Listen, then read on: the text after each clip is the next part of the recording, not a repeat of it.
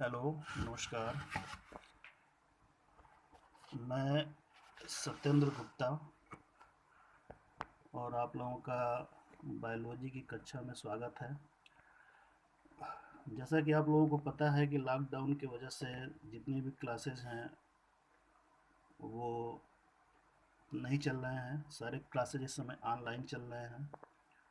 तो इसी क्रम में जो आप लोगों का जीव विज्ञान का जो सिलेबस है 12वीं का, उस सिलेबस को आज हम देखेंगे। नीचे आपको जीव विज्ञान का पूरा सिलेबस जो कि एनसीईआरटी पैटर्न पे है वो दिख रहा होगा। जो जीव विज्ञान का पूरा सिलेबस है, इस पूरे सिलेबस को मुख्य रूप से जैसा कि आप देख रहे हैं, पूरे सिलेबस को 5 यूनिट में बांट दिया गया है। Unit first, unit second, unit third और यूनिट फोर्थ और यूनिट 5। एक बार पुनः आप देख लें ध्यान से सभी को। Unit first, unit second, unit third, unit fourth और यूनिट 5। जैसा कि आप देख रहे हैं कि पूरे जीव विज्ञान के सिलेबस को 5 यूनिट में बांट दिया गया है और इन पांचों यूनिटों में अलग अलग आपके चैप्टर्स हैं और इन्हीं अलग अलग चैप्टरों के बारे में आपको पढ़ना है।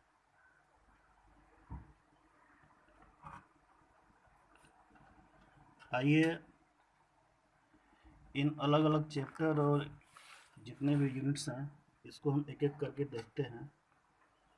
जो यूनिट फर्स्ट आपका है ये है जनन। जनन का मतलब होता है कि एक जीव इस पृथ्वी पर कैसे अपने ही समान संतानों को उत्पन्न करता है, यानी जीवों में अपने ही समान संतानों की उत्पन्न करने की जो क्षमता होती है इसको हम कहते हैं जनन। इस जनन जो यूनिट्स है इसमें 4 आपके चैप्टर हैं। पहला है जीवों में जनन। इस चैप्टर में हम जीवों में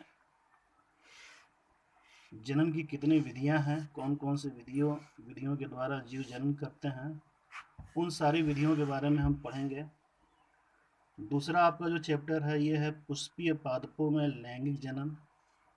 इस चैप्टर में हम जितने भी आपके विकसित पौधे हैं उन विकसित पौधों में होने वाला जो लैंगिक जनन है उसके बारे में हम पढ़ेंगे।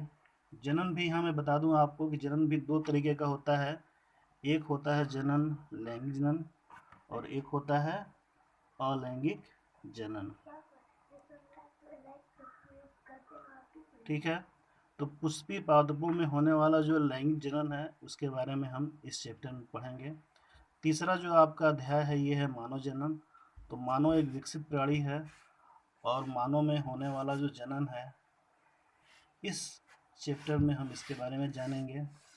मानव में भी इसके भी 2 पार्ट होंगे, एक इसमें नर जनन अंग होगा और एक होगा मादा जनन अंग। इन दोनों जनन अंगों के बारे में हम अलग अलग पढ़ेंगे। चौथा जो अध्याय है वो है जनन स्वास्थ्य। जो चौथा आपका अध्याय है वो है जनन स्वास्थ्य। इसमें हम मानव जनन में होने वाली जितनी भी समस्याएं हैं, मानव जनन से संबंधित जितनी भी होने वाली समस्याएं हैं, जैसे बहुत सारे जो रोग हैं जैसे कि एड्स हुआ या और भी इस तरह के जो मानव जनन से संबंधित जो भी रोग हैं उसके बारे में इस अध्याय में हम पढ़ेंगे। दूसरा जो आपका यूनिट है जीव विज्ञान का वो है आनुवांशिकी एवं जैव विकास। ये जो यूनिट्स है आपका परीक्षा के लिहाज से बहुत ही इम्पोर्टेंट है। आनुवांशिकी एवं जो जैव विकास होता है, आनुवांशिकी मतलब ये होता है कि हमारे कुछ लक्षण हम में ऐसे पाए जाते हैं जो पीढ़ी दर पीढ़ी हमारे संतानों में भी पहुंचते रहते हैं। तो ये जो लक्षण होते हैं ये कैसे एक पीढ़ी से दूसरी पीढ़ी में पहुंच जाते हैं, इन लक्षणों के बारे में और इन लक्षणों के पहुंचाने वाले कारकों के बारे में इस अध्याय में हम पढ़ेंगे। मुख्य रूप से इस चैप्टर में हम लोग क्रोमोसोम्स, गुणसूत्र और भी जितने भी आपके सिद्धांत हैं आनुवांशिकी के, इसके बारे में हम पढ़ेंगे। इसमें मुख्य रूप से 3 चैप्टर रखे गए हैं। पहला जो चैप्टर है वो है वंशागति एवं विभिन्नता का सिद्धांत। वंशागति, जो जैसा कि मैंने आपको बताया कि कुछ हमारे ऐसे लक्षण होते हैं जो एक पीढ़ी से दूसरी पीढ़ी में जाते हैं। और विविधता का जो सिद्धांत होता है, इसको ह्यूगो डू व्रीज साहब ने दिया था। विविधता का मतलब ये होता है कि हर जीव एक दूसरे से भिन्न होता है, कोई भी 2 जीव एक जैसे नहीं होते हैं, तो इसी को बोला जाता है विविधता या भिन्नता का सिद्धांत। इसके बारे में भी हम पढ़ेंगे। अगला इसमें जो चैप्टर है वंशागति का आणविक आधार। तो वंशागति का आणविक आधार मैंने अभी आपको बताया कि वंशागति का जो आणविक आधार होता है ये क्रोमोसोम्स पे होता है, यानी गुणसूत्र पे होता है आधारित, और इसमें मुख्य रूप से डीएनए होता है। तो इसका जो आणविक आधार है वो डीएनए ही होता है। तो इसमें हम डीएनए के स्ट्रक्चर और डीएनए के प्रकार और डीएनए के कार्य के बारे में पढ़ेंगे इस चैप्टर के बारे में। अगला जो चैप्टर इसमें है वो है जैव विकास। इसमें जीवों के विकास के बारे में जितनी भी थ्योरी दी गई है, जैसे डार्विनवाद, लैमार्कवाद, इन सब के बारे में हम पढ़ेंगे। अगला जो आपका यूनिट है वो है यूनिट 3, और यूनिट 3 का जो नाम है वो है मानव कल्याण में सूक्ष्म जीव। मानव कल्याण में सूक्ष्म जीव का मतलब ये होता है कि हमारे सामान्य जीवन में बहुत सारे जीव ऐसे हैं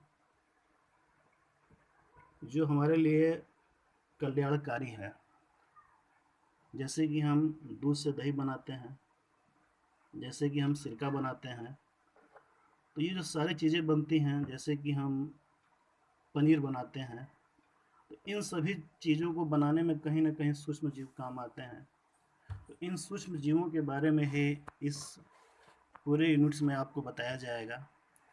तो इसमें मुख्य रूप से 2 अध्याय हैं। पहला अध्याय आपका है खाद्य उत्पादन में वृद्धि, खाद्य उत्पादन में वृद्धि की कार्य विधि, और दूसरा है मानव कल्याण में सूक्ष्म जीव। इसी प्रकार आगे हम आते हैं, तो आगे आपका यूनिट 4 है। इसमें आपका है जैव प्रौद्योगिकी। जैव प्रौद्योगिकी भी बहुत ही इम्पोर्टेंट आपका अध्याय है, बहुत ही इम्पोर्टेंट आपका यूनिट्स है। ये भी एग्ज़ाम पॉइंट ऑफ व्यू से काफ़ी इम्पोर्टेंट है। ये एक साइंस की नई शाखा भी है जिसको हम बायोटेक्नोलॉजी के रूप में जानते हैं। इसमें मुख्य रूप से आपको जितनी भी जीव विज्ञान से संबंधित नई नई जो खोज हो रही हैं उसके बारे में आपको जानना होगा, और उन्हीं चैप्टरों को इसमें रखा गया है। इसमें मुख्य रूप से 2 चैप्टर इसमें आते हैं। पहला आपका चैप्टर है जैव प्रौद्योगिकी सिद्धांत एवं प्रक्रम, और दूसरा है जैव प्रौद्योगिकी एवं उसके उपयोग। इन दोनों के बारे में हम लोग विस्तार से पढ़ेंगे। ये था यूनिट 4। अब हम आते हैं जो हमारा जीव विज्ञान का यूनिट नंबर 5 है, और अब आपका सबसे अंतिम यूनिट है। इसका नाम है पारिस्थितिकी। पारिस्थितिकी को हम इंग्लिश में बोलते हैं इकोलॉजी। इकोलॉजी या पारिस्थितिकी का मतलब ये होता है कि जो पृथ्वी हमारी जो है, इस पर बहुत सारे जीव एक साथ रहते हैं, और सारे जीव जो हैं ये एक दूसरे पर निर्भर होते हैं। तो ये जो सभी प्रकार के जीव हैं आपस में मिलकर एक प्रकार की पारिस्थितिकी तंत्र को विकसित करते हैं, और इस तंत्र में बहुत सारे घटक होते हैं। इसमें कुछ अजैविक घटक होते हैं, कुछ जैविक घटक होते हैं और कुछ अपघटक भी होते हैं। तो ये जो सभी घटक होते हैं आपस में मिलकर पारिस्थितिकी तंत्र को बनाते हैं। इसमें जैविक घटक के अंतर्गत आपके पौधे आते हैं, जंतु आते हैं। अजैविक घटक के अंतर्गत आपका इन्वायरमेंट में पाए जाने वाले कारक जैसे ताप हैं, धूल है, मिट्टी है, ताप है, ये सब आते हैं। और अपघटक के अंतर्गत जीवाणु और कवक आते हैं। तो इस तरह से हम इस यूनिट्स में जितने भी चैप्टर हैं इसके बारे में पढ़ेंगे। तो इस यूनिट में जैसा कि आप देख रहे हैं मुख्य रूप से 3 चैप्टर हैं। पहला चैप्टर है आपका जीव एवं समष्टियाँ, दूसरा चैप्टर है पारितंत्र, तीसरा चैप्टर है जीव विविधता एवं संरक्षण और चौथा चैप्टर है पर्यावरण के मुद्दे। इस पर्यावरण के मुद्दे में हम ये जानेंगे कि पर्यावरण हमारा किस तरह से प्रदूषित हो रहा है और इसको प्रदूषित करने वाले कारक कौन कौन से हैं, या बहुत सारे पर्यावरणीय कारक हैं। इसमें कौन कौन से ऐसे कारक हैं जो पर्यावरण को प्रदूषित कर रहे हैं, इसके बारे में हम पढ़ेंगे।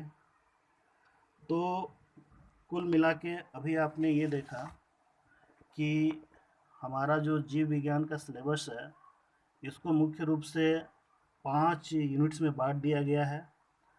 और पांचों जो यूनिट्स हैं आपका, आप फिर से एक बार इसको देख लीजिए। यूनिट फर्स्ट, जिसमें आपका पहला चैप्टर है जीवों में जनन, पुष्पीय पादपों में लैंगिक जनन, तीसरा है मानव जनन और चौथा है जनन स्वास्थ्य। यूनिट जो सेकेंड है आपका, इसका नाम है आनुवांशिकी एवं जैव विकास। इसमें मुख्य रूप से 3 चैप्टर हैं, वंशागति एवं विविधता का सिद्धांत।